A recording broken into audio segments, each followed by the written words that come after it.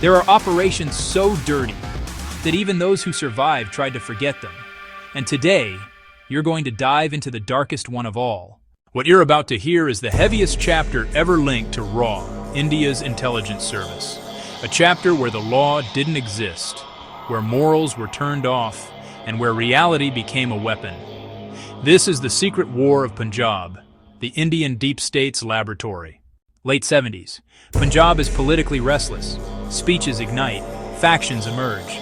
India fears losing a key region, and RAW gets a simple, yet inhumane instruction.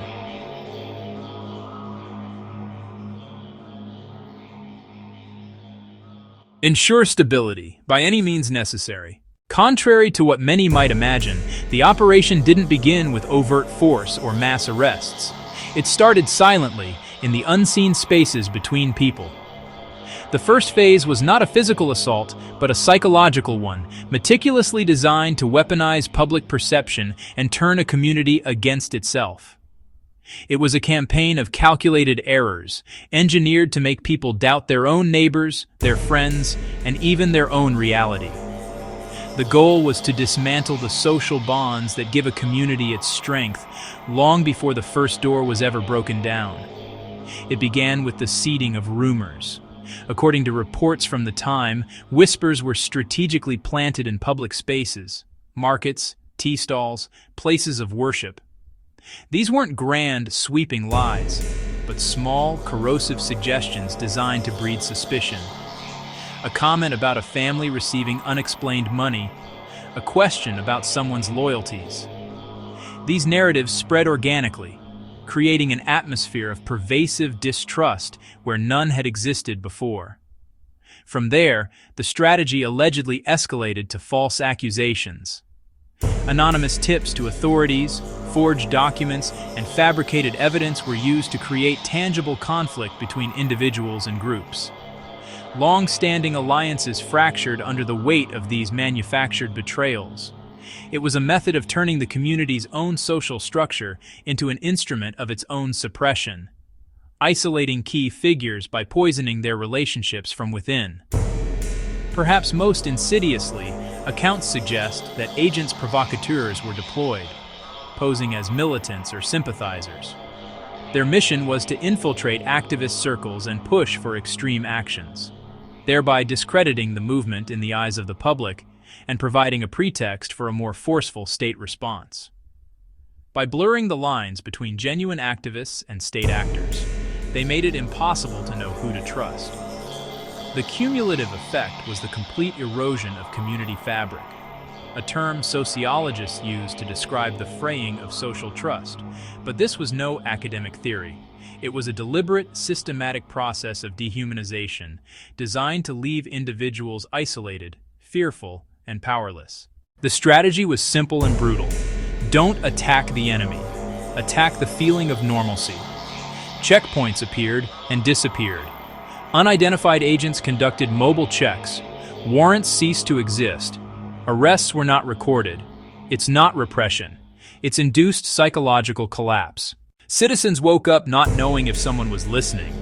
They slept not knowing if someone was taking notes, and lived not knowing if someone had marked their name or just their number.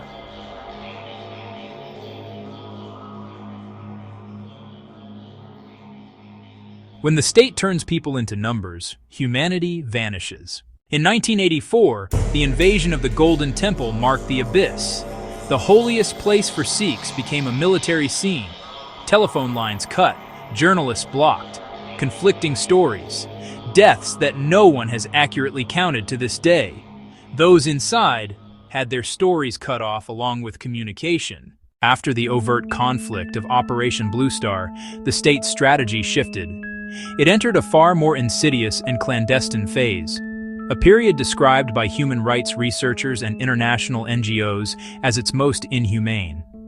This was the era of the faceless state, where the mechanisms of power became invisible, untraceable, and absolute.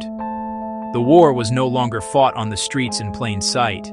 It was waged in the shadows, in the silence between official records, and in the minds of its targets.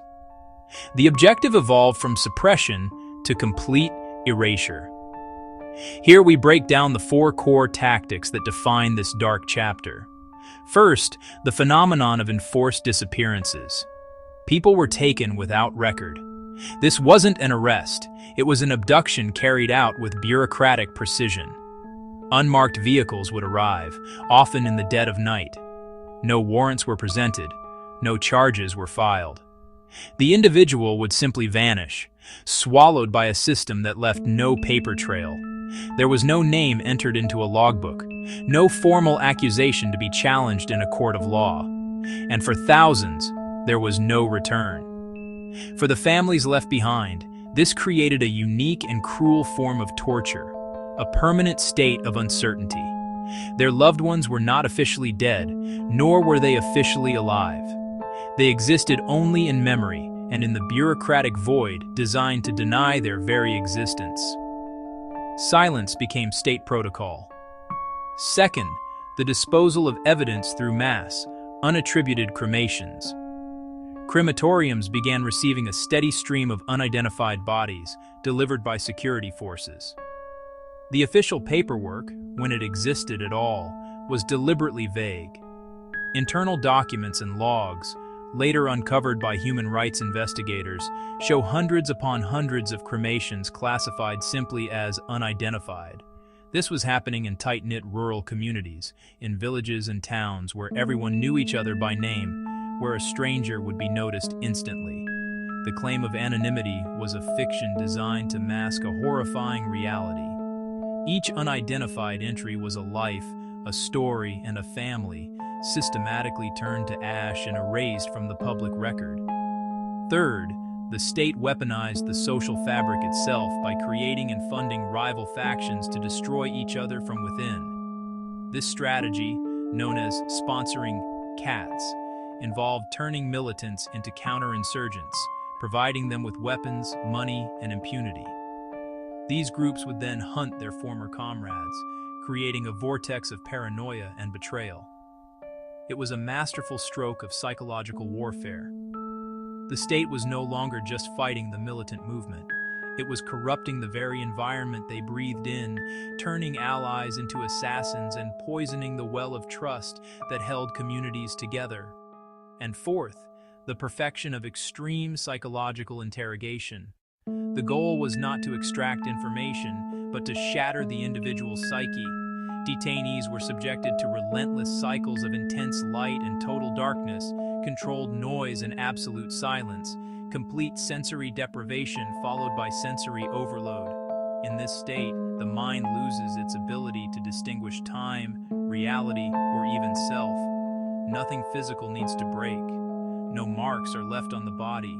The objective is far deeper, to break the spirit, to dismantle a person's identity until there is nothing left to hold on to. In this final, terrifying stage, the state doesn't just fight its enemies. It fights the very coherence of the human mind, memory, and identity itself. And so, the social fabric of Punjab begins to unravel from within. Society enters a stark survival mode, where the familiar rhythms of daily life are replaced by a quiet, gnawing anxiety. The collapse isn't loud or explosive. It's a slow, creeping corrosion of trust, turning communities into collections of isolated individuals. Every public space, every interaction is suddenly weighed down by an invisible threat. Shopkeepers, once the heart of the community, begin closing their doors long before sunset. There is no official curfew, no direct order. It is a decision made in unison, born from an unspoken consensus of fear. The metallic clang of shutters becomes the new evening bell, a signal that the streets are no longer safe. To remain open is to risk being seen, to become a potential target for reasons no one can articulate, but everyone understands. Behind closed doors, the family unit itself is fractured as a desperate defense mechanism. Families make the grim calculation to sleep in separate houses, scattering their members across the homes of relatives and friends. The logic is as heartbreaking as it is rational. If one house is targeted, the entire family might not be lost. The home, once a sanctuary, is now seen as a potential trap. For an entire generation, childhood is stolen. Children grow up in an atmosphere of hushed tones and half-truths, learning to read the fear in their parents' eyes. They hear whispered stories of disappearances and dangers, but are never told the full tale. Their playgrounds are the confined spaces of their homes, their lullabies the sound of silence. They learn not to ask questions, not to speak loudly, and not to trust strangers. In this new reality, the very definition of community is erased. No one knows who is a neighbor, who is an informant for the state, and who is the next target. Every friendly face could be a mask. This is the ultimate triumph of institutional terror. It turns society against itself, forcing it to perform the act of its own destruction. The state doesn't need to watch everyone when everyone is watching each other. Society stops trusting itself. The insurgency dies down, statistics improve, the state says mission accomplished.